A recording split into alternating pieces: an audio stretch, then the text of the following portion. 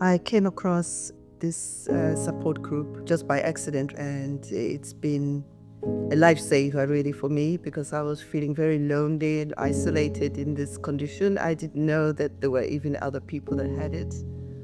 I thought it was just me and trapped with no one else that had it. It becomes a vicious circle because you get anxious because you're worried about eating. I'm desperately looking for other people who can give me some kind of just words that explain the experiences.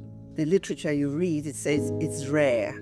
It's very rare. So I thought, oh, I've got some rare thing that nobody else has got. I am the proud mum of Leo here. As Leo mentioned, he first showed signs of achalasia when he was 4 years old. I remember the school ringing me up. He'd just picked up a virus. He was being sick, sick as you and I would be, but this sickness didn't go away. I was eating a lot, but I couldn't keep any of it down. Felt tired, I had no energy, and I couldn't eat with other people. It was quite scary to watch this quite lively, chubby child who started school, and then to be, no energy. He was just too weak. I must have been about, I'd say 14, 15 years old. And all of a sudden, just food wouldn't stay down. I always say it was like someone pressed a switch. I just woke up one morning and it just really hurt to eat. I remember I was eating my breakfast, I was eating toast, and it was just so much like pressure here. A combination of food getting stuck halfway down, but also heartburn. I didn't know what was happening, why it was happening, and yeah, it was just a complete shock at the time. It got to a point where when I swallowed, I'd regurgitate, and I remember thinking, it's not sick because the food's still intact, like it's just covered in bile, so it's obviously not reached my stomach yet. I kept what I referred to in my head as a sick bulb kind of under my bed, and so after every meal I'd just chuck it all up and regurgitate it out, and that was for the year, and I ignored it stupidly. I knew that if I acknowledged it, I'd probably have to drop out. I got very thin quite quickly, and I got to a point where I could remember actually I could only eat crisps or suck chocolate. The weight just sort of piled off me. I was just really pale, very, very gaunt, sort of sunken eyes. When they started noticing that I was dropping weight, it then became oh, okay, is this an eating disorder? Straight away, they put me in a bracket of because I was so young and because I was female. They told me I had an eating disorder, and still to this day, I'm so angry about it. Yeah, one particular evening, it all came out. My dad did look at me. He said, "Are you bulimic?" And my mum shot that down immediately. Said, "No, this isn't the same thing. This isn't it." My mum just sat me down and said, "No, you're going to see a doctor."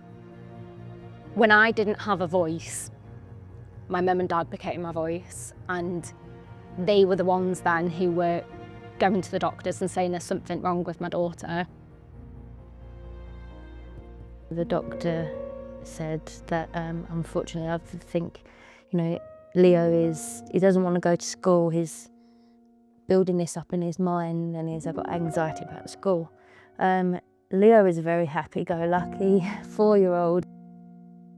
I felt like I was missing out a lot, but every time I did go outside, and even if I walked to the end of the classroom, I didn't have enough energy, and then just had to sit. When the doctor said it's all in his mind, you're then battling and saying, no, you sit there and you are not leaving this table, which now, looking back, that was the worst thing I could have done. We felt like it was in a vicious circle.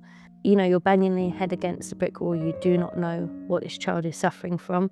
You can't take that child's pain away or make it better. And the people who you think can give you the answers aren't helping. I do remember really vividly that meeting with the doctor, and he was quite scary for me. I was very shy, and And he was sitting there and he was like, well, what do you mean you're being sick? You know, what does this mean? You know, are you sexually active? Like, are you pregnant? You know, all these things that mortifyingly embarrassing when you're 15 years old and your mum is sitting there looking at you like, well, what's he asking, and is this true?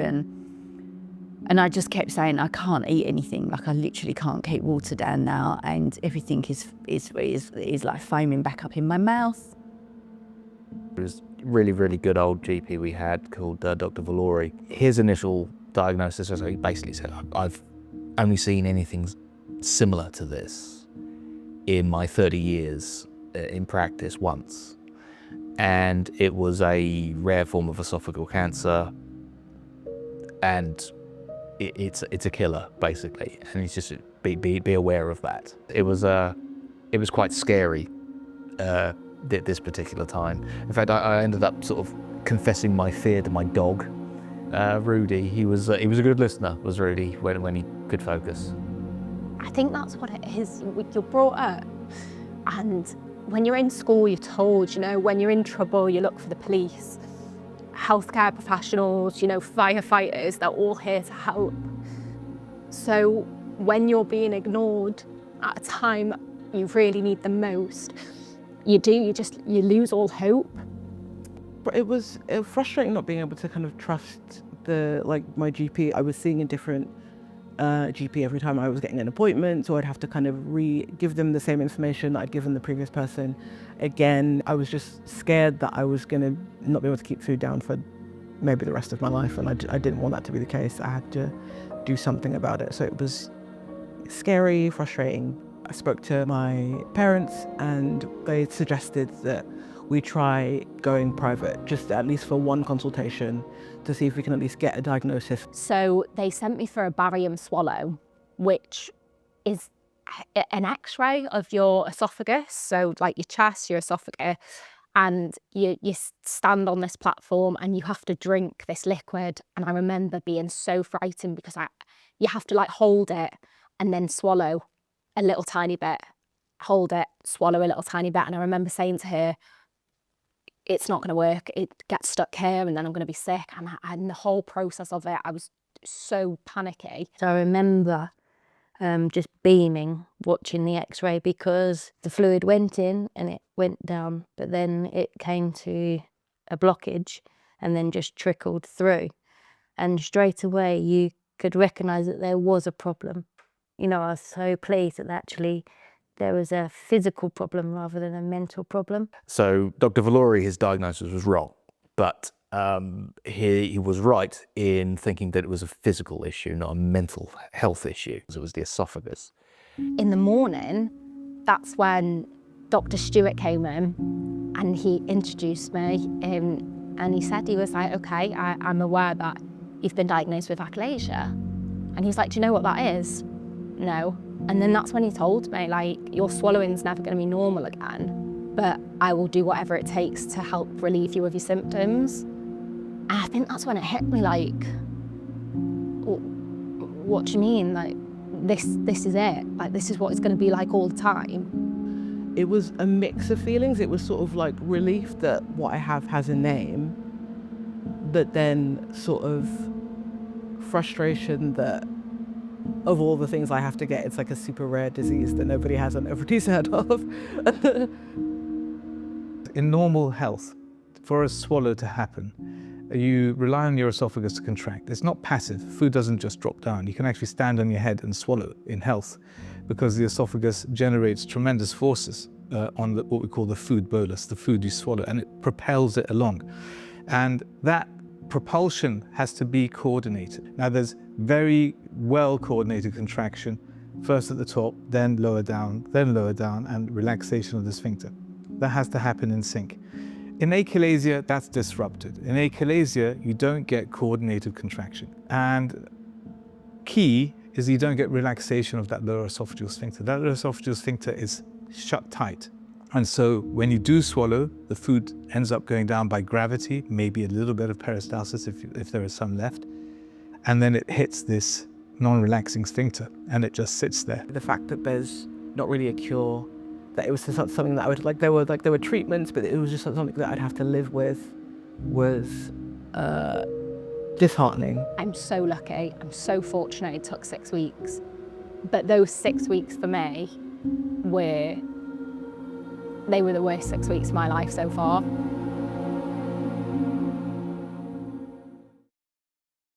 After the diagnosis, Dr. Hashami sort of presented the potential options of what treatments there are for achalasia.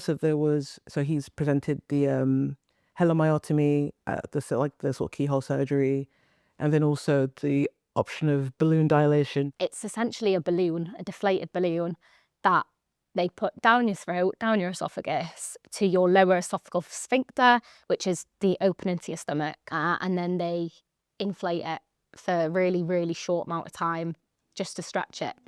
The surgery went okay, and I remember that particular evening I basically got a big bowl of oxtail soup down me. It was my first real meal in I can't remember how long, and it all went down. It was absolutely glorious. I remember they said, you can have some water now, and I had a sip of water, and I cannot describe to you the feeling. Like, it was just so, it felt so good. And to anybody else, they were probably thinking like, what? But that was my first drink of water in weeks, like fully. And I did it. It wasn't painful. It wasn't getting stuck, and I could feel it. It had passed. It had gone into my stomach. So that was classed as successful. He was scheduled to have his operation in the December, so 14 months after his first showing signs of achalasia. My first one, I went in, I was really nervous, but I was told I managed to go down to a gift shop and get a teddy, which is that one there with the nose missing. But that's the first one I ever got, and his name is Butch, and he did have a nose, but the dog got it. At that time, I naively thought that the first operation, that was it. That was the end. Once we'd had this operation, he would be fixed, and we would be able to lead a normal life, go back to our normal life. It might have been about 2 to 3 weeks where I noticed I was being sick again. So I went in for another dilation and went home. It was very back and forth, like it's working, it's not working, it's working, it's not working. And then in January 2017, I went in for the helomyotomy stomach surgery. They cut some muscle layers around my lower esophageal sphincter, just so the tightness would just be relieved. And it was a keyhole procedure, so I have about 5 little scars on my stomach from it. Every operation, it just went down and down until the recent one I had. I said to Mum and everyone before, it's not going to work, it's not going to work. But luckily it did. It worked for now, yeah. It's a funny story as well, I don't know why I'm crying. When they were putting me out, one of the nurses said, what are you going to eat when you wake up? Like, dream about what you're going to eat. And I remember, they say you don't dream when you're under anaesthetic, but I remember, you know the scene in Madagascar where Alex is chasing the snake? I remember seeing like steak everywhere. And when I came around, there's actually a video of me saying to my nan, steak, steak, and everyone must think like she's gone mad, but it's because I was dreaming of steak.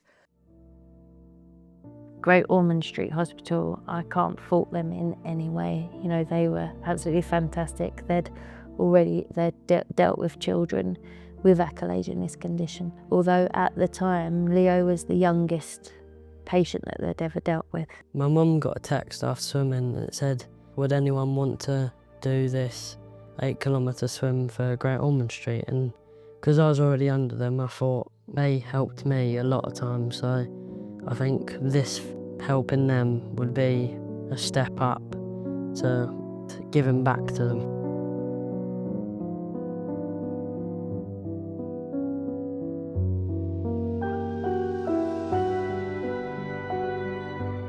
During it, I wanted I really regretted it. I went to get out of the pool and then I saw Michael Phelps's race and something clicked in my mind that I want to be hopefully the first person with achalasia to be a professional swimmer or do something just like for a charity or while swimming. I thought, I can't stop here. I've got to finish it. I can't let them down. I can't let myself down. So I got in, I did more. I started the 2nd of October, finished the 30th, and managed to raise over £500.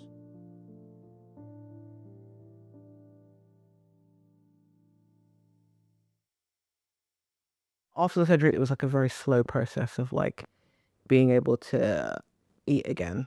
I wouldn't say that I eat normally now. I still have to eat very slowly. It still can be, depending on the kind of, there's certain foods I can't eat because it's just sort of painful or like exhausting. It's navigating what works for you. I certainly avoid meatballs now, but funny enough, spaghetti carbonara, I can have that. My relationship to food and drink is complex. It's going to be, because this stuff hurts me as much as it nourishes me. I know that sounds insane, but I haven't, since the operation, I haven't spoken to anyone. I didn't have any follow-ups. I just got on with life, if I'm being honest. And I've had to like deal with the symptoms of achalasia on my own. And I look back at the photos now and I can see how painfully thin I am. And I do remember still being sick and being really, really frightened of food, really frightened. I do have difficulty eating in front of people, which is a problem. There's also, of course, the regular pain, and when the esophageal spasms really ramp up, I'm gone. I'm gone for a day at least. There's no way to deal with that except just dealing with it. Still to this day, 5 years into the relationship, 10 years living with achalasia, there is still things that I really struggle with. And going out for dates, just me and him, to restaurants and stuff, yeah, it's always in the back of my head, what if food gets stuck and I have to go to the bathroom in a restaurant, back and forth to regurgitate? I don't care what Callum thinks, it's what other people think. You feel so ashamed that you can't swallow that piece of food. There's nothing that you're doing that it's not your fault, but you feel like it's your fault. You feel like, yeah. And so I hid it. So that's how I feel. I feel like I've hid it for most of my life. And yeah, that's been quite hard. I actually asked my boss maybe about 18 months ago, where I'd had a really, really awful episode and I was then being retested. And obviously I was taking time off for these hospital appointments. And I asked her, I said, do you think I should inform HR? And she went, I will park it for the moment. And it's never been spoken about. I did not have any contact with anybody else with achalasia until 2021, in fact. Because up until that point, it was a cross to bear, but we all have our crosses to bear, and this was mine. It was my burden to bear, and I would bear it. What I discovered when I had that very first conversation with Sylvia in 2021, we had a shorthand. When I meant, I got a twinge, it's like, I don't have to explain what I mean. It was so liberating. And that was the moment.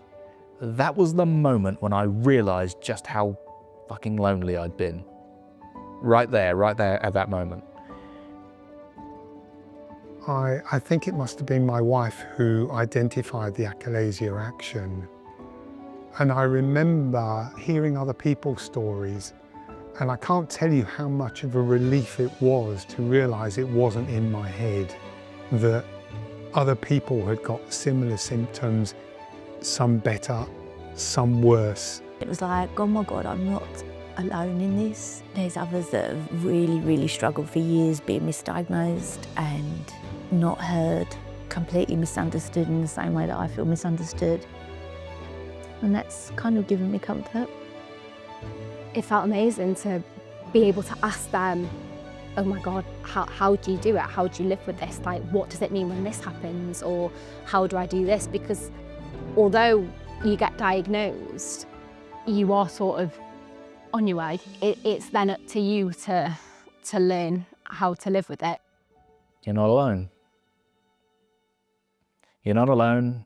We're all here, and actually we're a community increasingly. I made the mistake of not speaking to anybody else with achalasia for 11 years. Don't do that. Speak to someone. It's hard, it's scary, and you're probably thinking, you're probably so confused and scared, but as basic as it sounds, it gets better. And my biggest push always is use your voice. It's a really difficult illness to deal with on a day-to-day basis, and it's important for you to know that and to speak up for yourself and say that you deserve the help to find out what it is, or to be supported on a day-to-day basis. It's draining. It's so tiring, begging for an answer, begging for people to listen to you, but unfortunately you have to do it until things change. Don't take no for an answer. Scream if you have to. Don't get me wrong, the NHS is a wonderful thing, but if you've got achalasia, it leaves much to be desired. I always say diagnosis is a right, it shouldn't be a privilege. Unfortunately, it feels that way. It feels like it is a privilege. The fact is, a quarter of all people with achalasia who are correctly diagnosed with achalasia eventually wait more than 3 years for a correct diagnosis. They have multiple misdiagnoses, and that's more likely if you happen to be a woman. My biggest piece of advice is that if you truly want change, be a part of it. I want to make a change, that I don't want anybody else to have to go through what I did. My big ambition, which we are nowhere near, is to have a recognised pathway for achalasia that starts with correct diagnosis, moves into regular checkup, moves into feedback, moves into good communication, following diagnosis, following treatments, and continues on. We don't have that at the moment. It's a